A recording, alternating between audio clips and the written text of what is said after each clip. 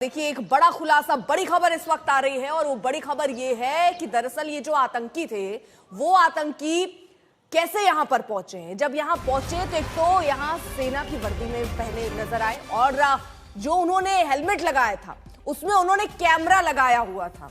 पहलगाम आतंकी हमले को लेकर ये बड़ा खुलासा आपको बता दें, कैमरा लगा हेलमेट पहने थे ये आतंकी। अभी शुरुआती जांच जो सामने आ रही है उसके मुताबिक पहलगाम आतंकी हमले को लेकर ये बड़ा खुलासा, कैमरा लगा हेलमेट पहने थे ये आतंकियों ने हमले का पूरा वीडियो बनाया है। ये वीडियो किस लिए बनाया, क्या मकसद हो सकता है, मंजीत हमारे साथ जुड़ चुके हैं, बताएंगे। मंजीत,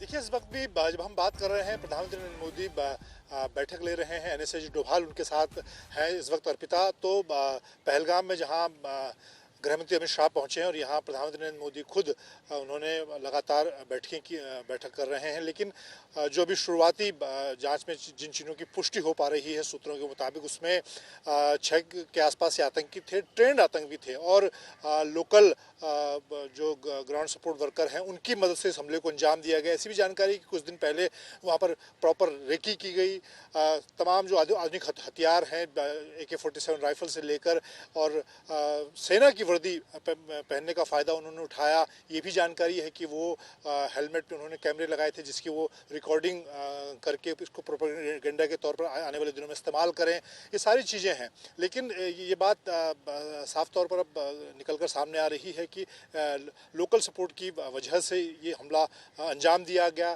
कहीं ना कहीं लंबे समय से हमने देखा कि जम्मू और पुंछ के एरिया में कई आतंकी ग्रुप जो सक्रिय थे और इस वक्त जब बर्फ़ पिघलती है तो इस वक्त ये जो आतंकी हैं ये कहीं ना कहीं जंगलों के रास्ते घुसपैठ करके यहाँ पर पहुँचे और इस घटना को अंजाम दिया है। इन सारी चीज़ों की खासतौर से जो सुरक्षा में चूक है, इंटेलिजेंस का फेलियर है, इनकी समीक्षा समय रहते होगी। लेकिन बड़ी बात यह है कि सरकार एक्शन के मोड में है। गृहमंत्री अमित शाह के लौटने के बाद कैबिनेट की जो सबसे बड़ी कमेटी है, सुरक्षा मामलों की कैबिनेट कमेटी ऑन सिक्योरिटी, उसकी बैठक होगी। प्रधानमंत्री नरेंद्र मोदी गृहमंत्री के अलावा विदेश मंत्री, वित्त मंत्री और एनएसएस डोभाल के साथ तमाम लोग उसमें मौजूद होंगे। उस पर निर्भर करेगा कि आगे सरकार की क्या रणनीति होगी, क्योंकि इससे पहले जो 2 बड़े आतंकी हमले देखे हमने, चाहे उरी हमला हो या फिर पुलवामा, दोनों के बाद सरकार ने कड़े कदम उठाए थे। अब देखना होगा मंजीत, क्योंकि लगातार हम बैठकों का दौर देख ही रहे हैं और किस तरह प्रधानमंत्री जब लौट कर आए तो एयरपोर्ट पर इन्होंने बैठक कर ली, वहीं पर मीटिंग्स चल रही हैं। यानी आगे सरकार का रास्ता एकदम क्लियर है कि एक मंशा कि अब किसी भी तरीके से ये आतंकी हमले बर्दाश्त नहीं होंगे। अशोक सिंघल भी हमारे साथ, हमारे सहयोगी जुड़े हुए हैं। अशोक, हमने देखा कि पुलवामा जिस तरह से घटना हुई उसके बाद भारत का एक्शन ऐसा था कि मुंहतोड़ जवाब दिया गया है। इस घटना के बाद अब रणनीति क्या हो सकती है सरकार की? देखिए, सरकार पूरी तरीके से वहाँ सर्च ऑपरेशन चला रही है और खुद गृह मंत्री मौके पे पहुँच रहे हैं और तमाम सिक्योरिटी फोर्सेस को अलर्ट कर दिया गया था। और खुद प्रधानमंत्री ने जैसे दिल्ली एयरपोर्ट पहुंचे, यहाँ पर डिटेल जानकारी ली। एनएसए थे, विदेश सचिव थे, विदेश मंत्री थे, उनके साथ एक बैठक की। दिल्ली लैंड करते एयरपोर्ट पे और लगातार जानकारियाँ ले रहे हैं प्रधानमंत्री। और प्रधानमंत्री ने भी साफ तौर से कहा है कि जिन्होंने भी निर्दोषों को टारगेट किया है उनको बख्शा नहीं जाएगा, उनको ढूंढ ढूंढ के मारा जाएगा। और लगातार सर्च ऑपरेशन उनके खिलाफ चल रहे हैं, उनको लेकर के कि कहाँ पे वो छुपे हो सकते हैं। तमाम पूरी मूवमेंट ट्रैक की जा रही है।